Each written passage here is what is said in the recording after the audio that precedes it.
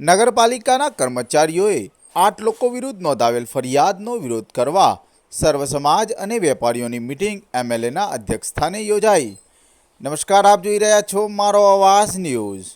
નગરપાલિકાએ દબાણ હટાવતી વખતે પૂર્વ પ્રમુખ બળવંતભાઈ જી રાવ અને પાલિકા કર્મચારીઓ વચ્ચે રકઝક થતાં પાલિકા કર્મચારીઓએ 8 લોકો વિરુદ્ધ ફરિયાદ નોંધાવી હતી। પરિણામે રાજકારણ ગરમાયું હતું। વેપારીઓનો આક્રોશ સામે આવ્યો હતો, જેના અનુસંધાનમાં ફાર્મ હાઉસ ખાતે સર્વ સમાજ અને વેપારીઓની મીટિંગ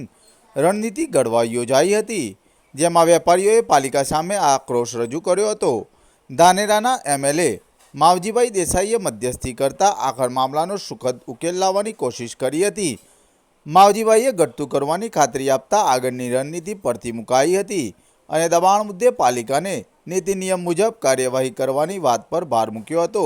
છેવટે ધાનેરાના ધારાસભ્યને સાથે રાખીને નાયબ કલેક્ટરને આવેદનપત્ર આપીને પાલિકા બાબતે ઉગ્ર રજૂઆત કરવામાં આવી હતી। વિસ્તારની અંદર જ્યારે કામ કરતો હોય ત્યારે કઈ પણ ઘટનાઓ બનતી હોય એની અંદર મદદ માટે એક પ્રજાના પ્રતિનિધિ તરીકે લોકસેવક તરીકે એ વ્યક્તિઓ જતા હોય અને એની અંદર આટલું મોટું સ્વરૂપ આપે અને છેક એફઆઈઆર સુધી જાય એ વાત વ્યાજબી નથી। એટલા માટે હું એને વખોડી કાઢું છું। અને જ્યારે આની જાણ થઈ ત્યારે મેં બળવંતભાઈ અને બાકીના લોકોનો પણ સંપર્ક કર્યો, નગરપાલિકાના ચીફ ઓફિસર અને પ્રાંત ઓફિસરનો પણ સંપર્ક કર્યો અને મેં એમને આ સંપૂર્ણ માહિતી એમના દ્વારા પણ જાણી કે જે સમય દરમિયાન વરસાદ આવતો હતો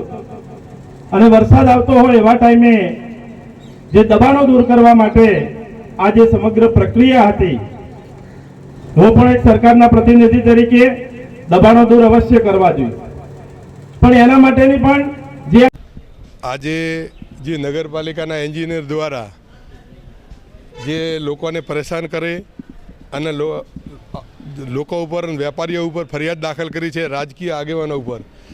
એ બાબતે આજે સર્વે સમાજની એક મિટિંગમાં મળેલી અને એ મિટિંગના અંતે આજે અહીંયા આગળ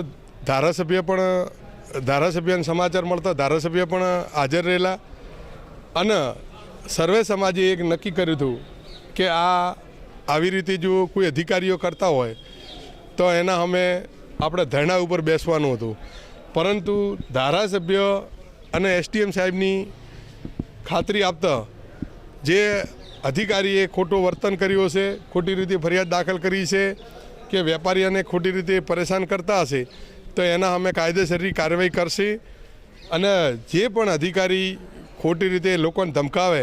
તો એમની પણ બદલીની અમે વાત કરી છે કે આવા અધિકારીઓને બદલી કરો, નહીંતર આ ધાનેરામાં મોટું નુકસાન થશે અને શાંતિ ન ડોળાય એના માટે અમે આયોજનપત્રક આપ્યું છે અને અધિકારીશ્રીએ પ્રાંત સાહેબે અમને ખાતરી આપતા